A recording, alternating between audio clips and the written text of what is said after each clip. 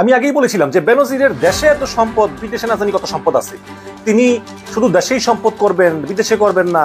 বেনজির আহমেদ পুলিশের সর্বোচ্চ পদে আসীন থাকাকালীন নিজের মেধাকে দুর্নীতিতে সর্বোচ্চ প্রয়োগের মাধ্যমে গড়ে তোলেন অবৈধ সম্পদের। আসসালামু আলাইকুম ভিউয়ার্স, দেশ ও দেশের বাহির থেকে যারা আমার ভিডিওটি প্লে করেছেন জানাচ্ছি আন্তরিক শুভেচ্ছা ও অভিনন্দন। আশা করি সবাই ভালো আছেন, সুস্থ আছেন, আলহামদুলিল্লাহ। তো ভিউয়ার্স, বেনজির সপরিবার এখন কোথায় বসবাস করছেন? দুবাই, সিঙ্গাপুরে নাকি মালয়েশিয়া? তবে আপনারা অবাক হবেন শুনলে যে তিনটি দেশের নাম আপনাদের সামনে বললাম, বাংলাদেশেই নয় বরং এই ডক্টর বেনজির আহমেদ অবৈধ অর্থগুলো দেশ থেকে নিয়ে গিয়ে এই তিনটি দেশেই তিনি গড়েছেন আরও বাংলাদেশের চাইতেও বিপুল পরিমাণ অর্থ সম্পদ, যেখানে আছে তার বাড়ি, ঘর, ব্যবসা, সকল কিছুই। দর্শক, আসুন আজকে আমরা বিস্তারিত জানবো যে বর্তমান বেনজিরের অবস্থান এবং তার পরিবারকে আটক অবস্থায় আছেন কিনা দুবাই এবং বাংলাদেশের দুদক তাদেরকে যে তলব করছে তারা আসলে হাজির হবেন কিনা, বিস্তারিত রিপোর্টে থাকছে। সো ভিডিওতে যাওয়ার আগে ছোট রিকোয়েস্ট করবো, যারা এখনও চ্যানেলটি সাবস্ক্রাইব করেনি, নিয়মিত দেশের সকল আপডেট সবার আগে জানতে অবশ্যই চ্যানেলটি সাবস্ক্রাইব করে পাশে রাখবেন। দর্শক, আসুন স্ক্রিনে। আমি আগেই বলেছিলাম যে বেনজিরের দেশে এত সম্পদ, বিদেশে না জানি কত সম্পদ আছে। তিনি শুধু দেশেই সম্পদ করবেন, বিদেশে করবেন না, দেশের টাকা দেশে রাখবেন, এত দেশপ্রেমিক তো তিনি না। তো এখন এটা প্রমাণিত হলো এই যুগান্তর পত্রিকায়। এবং শুধু তাই না, তার কিন্তু দেশে আরো সম্পত্তি পাওয়া গেছে। এত সম্পত্তি কিভাবে করলো ভাই? সম্পত্তি শুধু বেরুচ্ছে আর বেরুচ্ছে, আল্লাহ জানে। যুগান্তর পত্রিকার খবর, বিদেশের নামে বেনামে বেনজিরের বিপুল সম্পত্তি। মালয়েশিয়ায় বেনজিরের সেকেন্ড হোম। স্বাস্থ্যের বিতর্কিত ঠিকাদার মিঠু। এই স্বাস্থ্যের বিতর্কিত ঠিকাদার মিঠুকে আপনারা যারা চিনেন তারা তো চিনেনি, যারা না চিনেন তাদেরকে আমি বলবো, এই মিঠুর সঙ্গে ব্যবসা। নীলফামারী ও ঠাকুরগাঁওয়ে শত শত বিঘার পোল্ট্রি খামার, মুরগির খামার। মালয়েশিয়ায় দ্বিতীয় নিবাস গড়ার কর্মসূচি। মালয়েশিয়া মাই সেকেন্ড হোম প্রকল্পের অধীনে বিপুল বিনিয়োগ করেছেন বাংলাদেশ পুলিশের সাবেক মহাপরিদর্শক বেনজির আহমেদ। দেশ থেকে অর্থ নিয়ে সেখানে আবাসন খাতে লগ্নি করেছেন তিনি, কিনেছেন বাড়ি। সিঙ্গাপুরে স্ত্রীর চিকিৎসা শেষে মালয়েশিয়ার ওই বাড়িতে গিয়েই আপাতত সপরিবারে বসতি গেড়েছেন।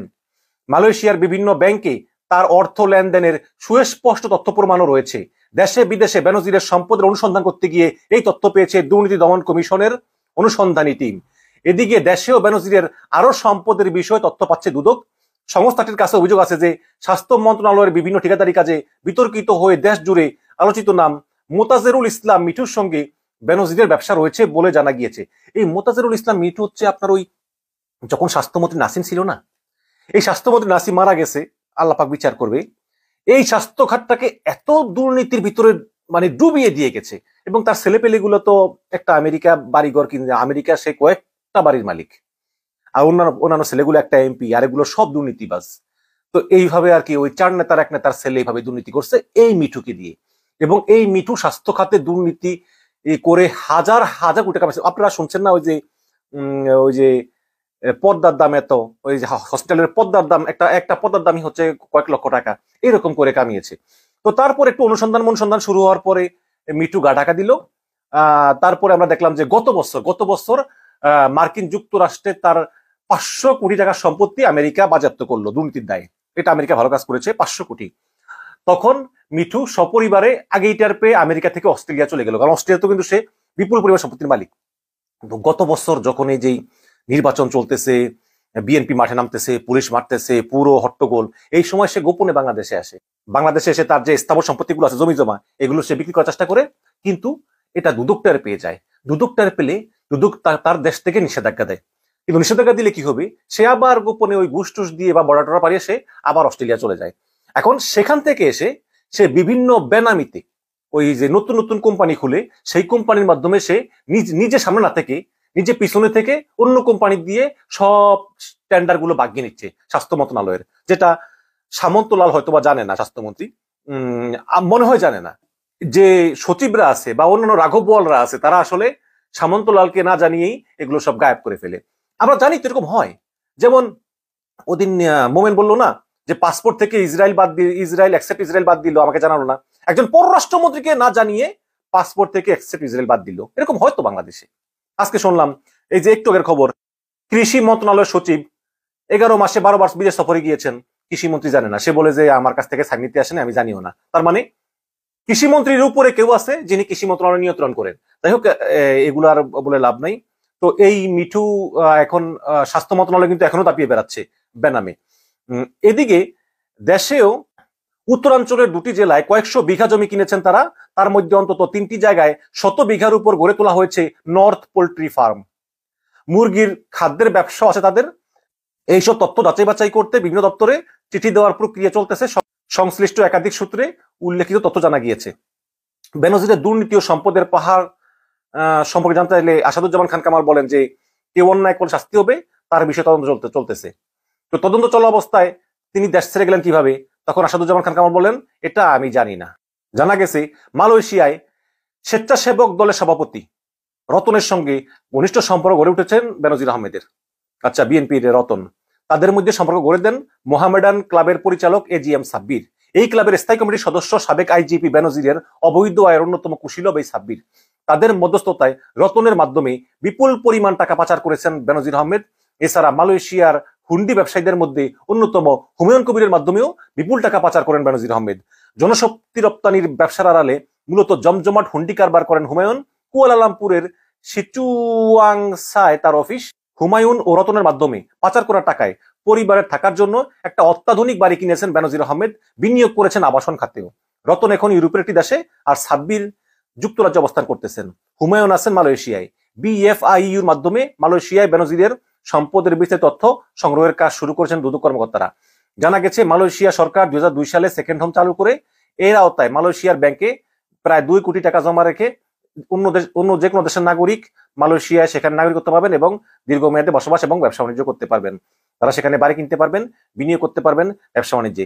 এই সুযোগ নিয়ে বাংলাদেশের অনেকের মতো বেনজির আহমেদও সেখানে বিনিয়োগ করেছেন এবং বেনজিরের ঘনিষ্ঠ সূত্রে জানা গেছে যে দুর্নীতি দমন কমিশনের অনুসন্ধান শুরু হওয়ার পর গত 4 মে তিনি সপরিবারে সিঙ্গাপুরের উদ্দেশ্যে দেশ ত্যাগ করেন। সেখানে স্ত্রী চিকিৎসা শেষ করে বর্তমানে তিনি মালয়েশিয়াতে অবস্থান করছেন। জানা গিয়েছে যে দেশে বিদেশে। দর্শক, স্ক্রিনে আমরা সে সম্পর্কে বিস্তারিত জানলাম। এ বিষয়ে আপনাদের মতামত কমেন্টে জানান, কেউ ভিডিওটি স্কিপ করবেন না। এখন আমরা জানবো যে সরকার কেনই বা বেনজিরের এই অপরাধের দায়ভার নিজের গায়ে নিচ্ছে না। কেননা সরকারের দলের লোকেই ছিল কিন্তু বেনজির। এই বেনজিরের হুকুমেই বাংলাদেশে 2016 সাল এবং 2011 সাল সহ আলেম হত্যা এবং শাপলা চত্বরে ঘটনা সবকিছুই হয়েছে, কিন্তু এখন কেন দায়ভার নিবে না? বিস্তারিত। ক্ষমতার অপব্যবহার করে চাকরি জীবনে পাহাড়সম সম্পদ গড়ে অবসর জীবনে দুর্নীতির আগুনে পুড়ছেন পুলিশের সাবেক IGP ও র্যাবের সাবেক মহাপরিচালক বেনজির আহমেদ। তবে আদালতের আদেশের পর অত্যন্ত চাতুরতার সঙ্গে জব্দের আগেই ব্যাংক থেকে টাকা সরিয়ে নিয়েছেন বেনজির ও তার পরিবার। দুদকের তথ্যের ভিত্তিতে গেল 23 মে তাদের অ্যাকাউন্ট জব্দের আদেশ দেন আদালত। ব্যাংক থেকে টাকা সরানোর মতো নিজের জমি, ফ্ল্যাট বা অন্যান্য সম্পত্তি বিক্রি বা হস্তান্তর করেছেন কিনা সেসব নিয়েও সৃষ্টি হয়েছে ধোঁয়াশা। একটি সূত্র বলছে পরিবার নিয়ে বর্তমানে বেনজির আহমেদ দুবাইয়ে অবস্থান করছেন। এদিকে বেনজির কন্যা ফারহিন রিস্তা বিনতে বেনজির ও তাহসিন রাইসা বিনতে বেনজিরের নামে বেসরকারি স্যাটেলাইট টেলিভিশন চ্যানেল সিটিজেন টিভির মালিকানার তথ্য মিলেছে। 2017 সালে টেলিভিশনটির অনুমোদনের সময় তারা দুজনে ছিলেন শিক্ষার্থী। অন্যদিকে 3 দেশে বেনজিরের নামে আরও কোনো সম্পদ আছে কিনা তা জানতে চেয়ে চিঠি দিয়েছে বাংলাদেশ ফাইন্যান্সিয়াল ইন্টেলিজেন্স ইউনিট। অনুসন্ধানে বেনজির, স্ত্রী জিশান মির্জা, 2 মেয়ে ও তাদের স্বার্থ সংশ্লিষ্ট বিভিন্ন প্রতিষ্ঠানের 33টি অ্যাকাউন্টের সন্ধান মিলেছে। এগুলোর মধ্যে রয়েছে সঞ্চয়ী, মেয়াদি, S&D, আমানত হিসাব। অ্যাকাউন্ট জব্দে কার্যকরের আগেই অত্যন্ত সুকৌশলে আমানত হিসাব থেকে নগদ টাকা উত্তোলন বা সরিয়ে ফেলা হয়েছে। বেনজির, তার স্ত্রী জিশান মির্জা, 2 মেয়ের বিরুদ্ধে গত 22 এপ্রিল অবৈধ সম্পদ অর্জনের অভিযোগ অনুসন্ধান শুরু করে দুর্নীতি দমন কমিশন। দুদকের প্রধান কার্যালয়ের উপপরিচালক হাফিজুল ইসলামের নেতৃত্বে 3 সদস্যের বিশেষ অনুসন্ধান টিমটি অনুসন্ধান করছে। দুদকের অনুরোধে BFIU বিভিন্ন ব্যাংকে তথ্য তলব করে চিঠি দেয়। BFIU এসব তথ্য পাঠায় দুদকে। এরপর দুদকের তথ্যের ভিত্তিতে আদালত গত 23 মে বেনজির ও তার পরিবারের সদস্যদের বিভিন্ন ব্যাংকের 33টি হিসাব জব্দ ও অবরুদ্ধের আদেশ দেন। একই দিন তাদের 345 বিঘা জমি জব্দের আদেশ দেওয়া হয়। 2 দিনের সাপ্তাহিক ছুটি শেষে গত 26 মে রোববার 119টি জমির দলিল, 23টি কোম্পানির শেয়ার ও গুলশানে 4টি ফ্ল্যাট জব্দের আদেশ দেন আদালত।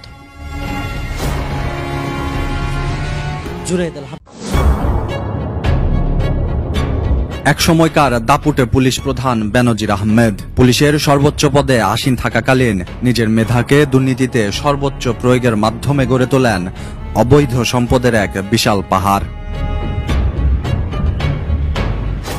অবসরের পর বেনজির যখন আয়েশি জীবনযাপনে ব্যস্ত, ঠিক তখনই তার অবৈধ আয়ের উৎস খুঁজতে ব্যস্ত দৈনিক কালেকণ্ঠ পত্রিকার অনুসন্ধানী দল।